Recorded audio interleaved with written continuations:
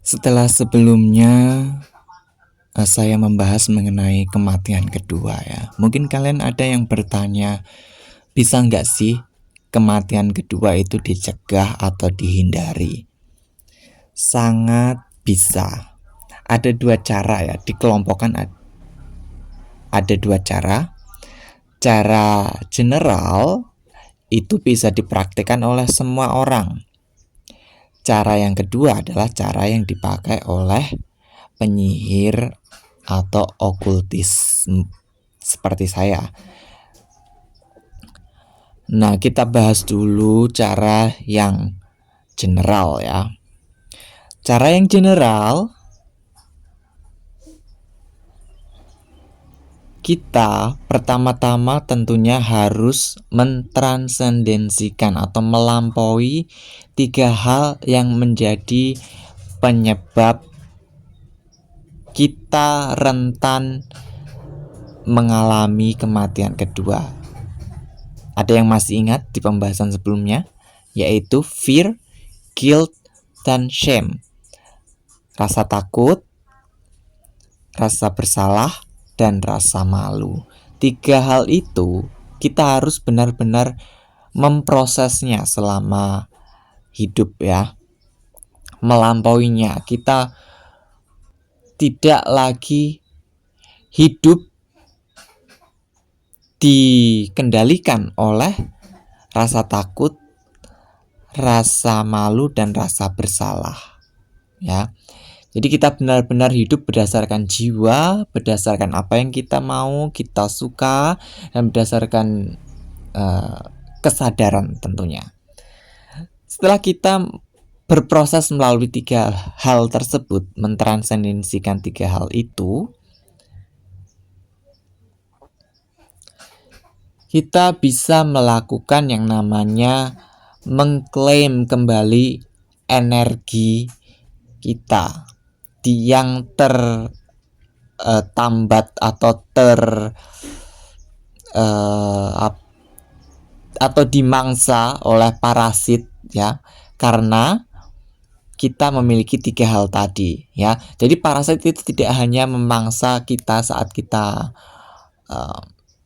mati nanti, tapi saat kita hidup seperti ini, jika kita memiliki 3 hal tadi, itu kita rentan, sangat rentan dimangsa oleh parasit ya, entitas parasit. Jadi kita perlu melakukan meditasi.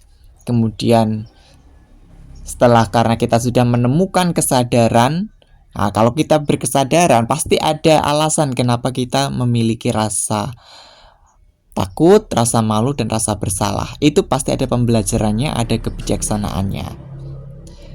Hal itu tidak mungkin terjadi tanpa alasan ya. Tanpa alasan yang lebih besar, dengan tujuannya yang lebih besar itu pasti ada. Hanya saja terselubung ya. Karena sudah memiliki kesadaran, artinya kalian sudah memiliki kedaulatan terhadap diri kalian sendiri ya.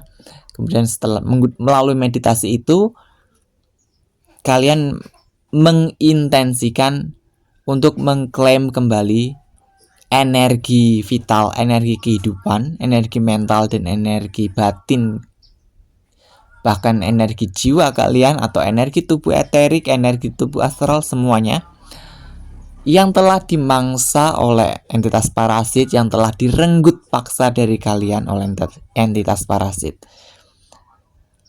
Kembalikan semuanya ke diri kalian, serap kembali dan intensikan.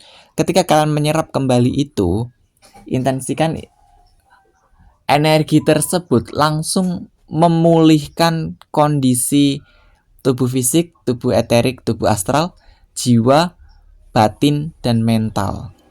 Memulihkan seperti sedia kala. Setelah itu, kita juga perlu mengklaim kebebasan dan kedaulatan kita sebagai makhluk ilahiyah ya. Landasannya di sini tetap kesadaran. Jika kita makhluk berkesadaran dan kita berkesadaran terhadap diri kita, maka kita punya kuasa untuk mengklaim kembali kebebasan dan juga keilahian atau kedaulatan, ya. Nyatakan dengan penuh keyakinan bahwa aku mengklaim kembali keilahianku. Aku mengklaim kembali keilahianku yang selama ini telah aku gadaikan, telah aku sangkal, telah aku tolak, telah aku korbankan. Aku mengklaim kembali kebebasanku dan kedaulatanku sebagai manusia, sebagai jiwa, dan sebagai makhluk spiritual. Nah, tahap berikutnya setelah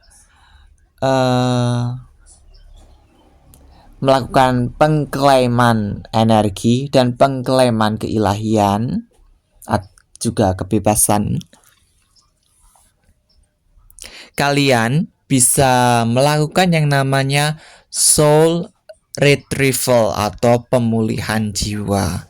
Soul retrieval ini bisa dilakukan mandiri untuk orang general, bisa juga kalian meminta bantuan dari praktisi tertentu.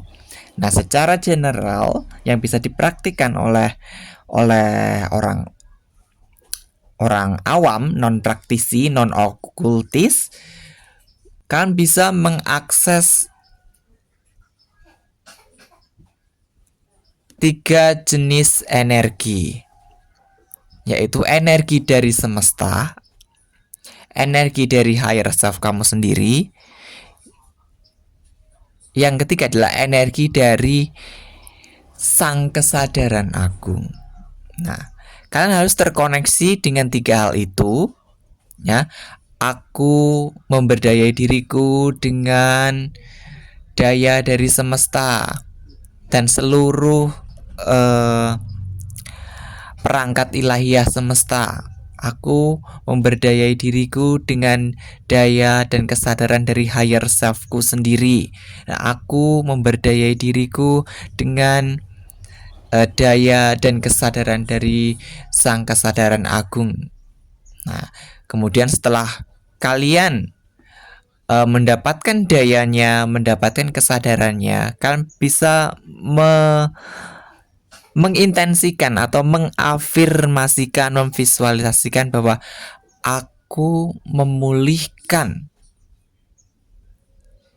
jiwaku, memulihkan 3 bagian atau 3 komponen dari jiwaku. Aku pulihkan tubuh mentalku, aku pulihkan tubuh batinku, aku pulihkan tubuh cahayaku. Aku makhluk ilahi, penggambaran kesucian dan kemurnian sang ilahi atau yang maha kuasa. Aku penggambaran sabda dan kemahakuasaan dari yang maha kuasa. Aku penggambaran dari cinta kasih yang tanpa batas, tanpa definisi, dan tanpa syarat dari yang maha kuasa. Bumi dan langit menjadi saksiku. Higher selfku menjadi saksiku. Seluruh perangkat ilahiyah semesta menjadi saksiku. Para makhluk tercerahkan, para makhluk cahaya, para guru, para master, semua menjadi saksiku. Dengarlah, suaraku akan menggema ke seluruh jagat raya.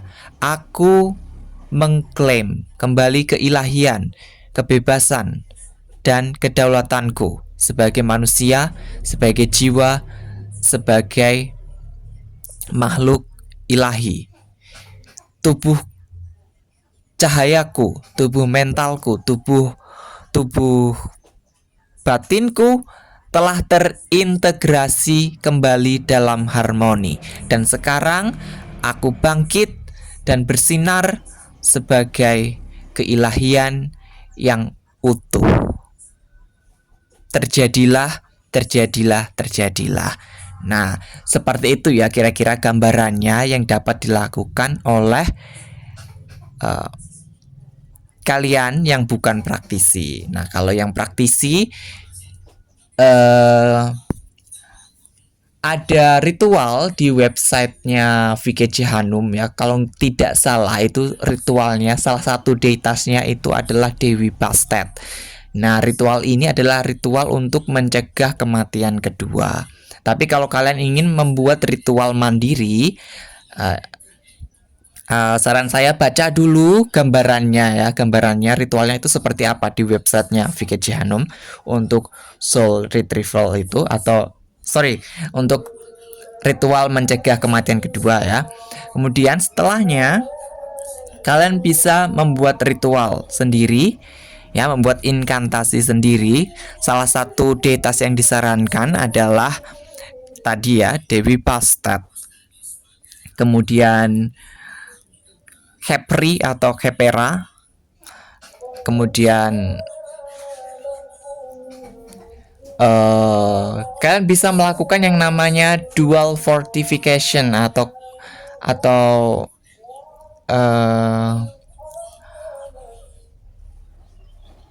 penguatan atau pembentengan jiwa 2 kali lipat ya.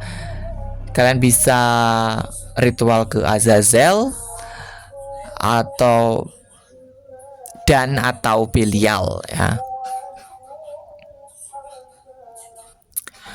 Atau kalian juga bisa ritual kepada